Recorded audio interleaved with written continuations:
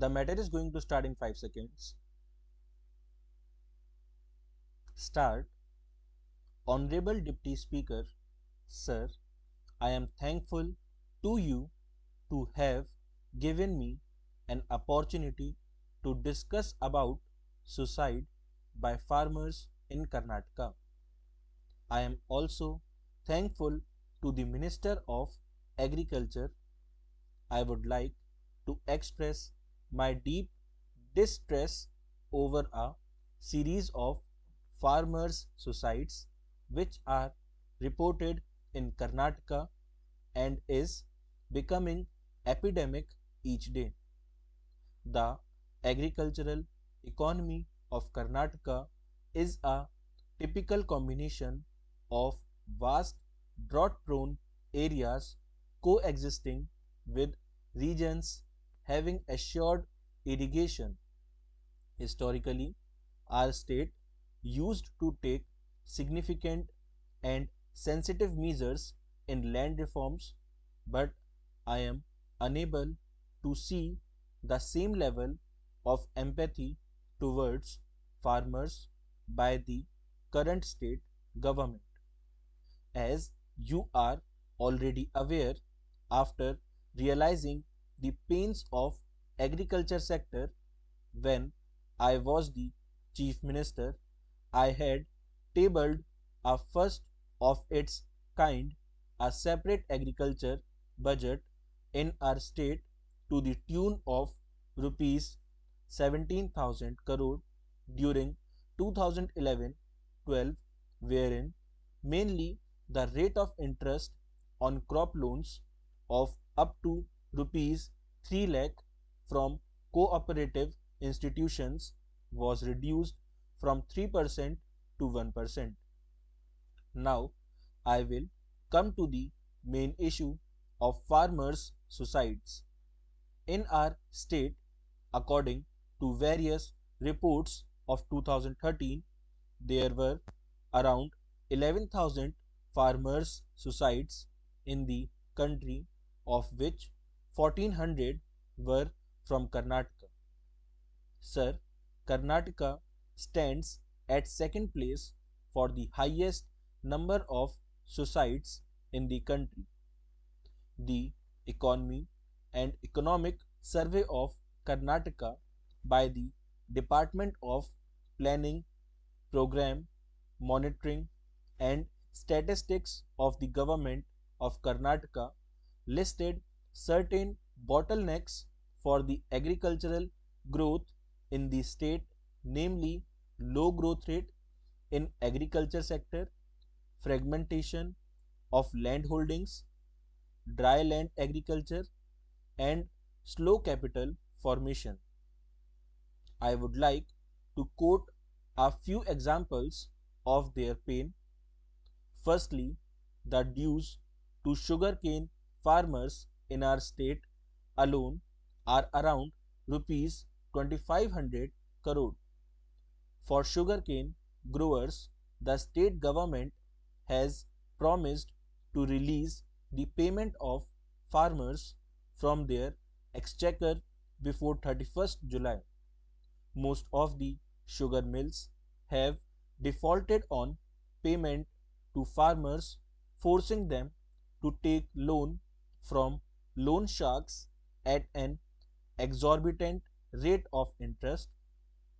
When the farmers cannot repay the loan, they are left with no options but to call the god, and we all know death is the only god who comes immediately. Recent drought and flood incidents in Karnataka, apart from glaring unpreparedness of the state government to reduce the disaster impact, also goes to show that the funds released by the central government have not been utilized to the fullest and that the relief measures have not reached the farmers. Crop insurance and weather based insurance relief have not been released. Another example of our state government's apathy towards such suicide is that in some cases they have paid huge money as compensation to the family of the dead farmers, and in some other cases people have merely got pittance. There is no uniformity in fixing compensation. On top of it, the landless farmers who cultivate others' land are not eligible for any compensation and have not been paid single paisa so far.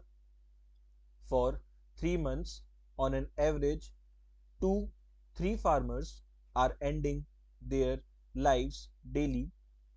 Initially, the Congress government in the state chose to ignore the suicides, calling them isolated incidents not linked to farm sector crisis. But even after this number has gone up, they are continuing to claim the same. Some state Congress leaders have gone one step ahead, alleging that farmers' suicide is a conspiracy to unseat their chief minister. I do not understand why would a poor farmer end his life for the sake of power hungry individuals. Mr. Deputy Speaker, Sir, we have been discussing various reasons behind the series of farmers' suicides. The problems are clearly multi pronged. They have sociological, economic, and agricultural dimensions.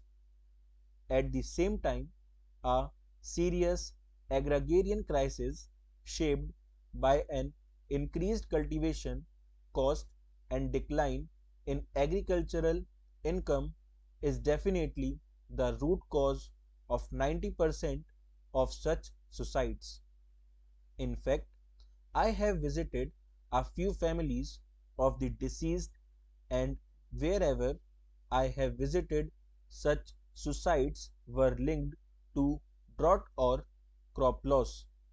Hence, even assuming that not all these deaths might be suicides due to agrarian crisis, the numbers are still alarming and disturbing enough that warrant taking immediate measures to curb it. I feel cracking down on illegal moneylenders is a socially complex issue. There is a need to examine who exactly we are planning to crack down on. Will microfinance companies that charge high rates face any action from the government? This is an important aspect to look into. Farmers are not getting sufficient credit for crop insurance, electricity, high yielding generic seeds, machinery, and sufficient water. Around 82% of small farmers cannot afford to pay 10% premium for insurance. I would like to request the government to do modifications in crop insurance schemes, and villages should be considered as units to release funds for flood and drought related areas. It should be made farmer friendly. Full stop.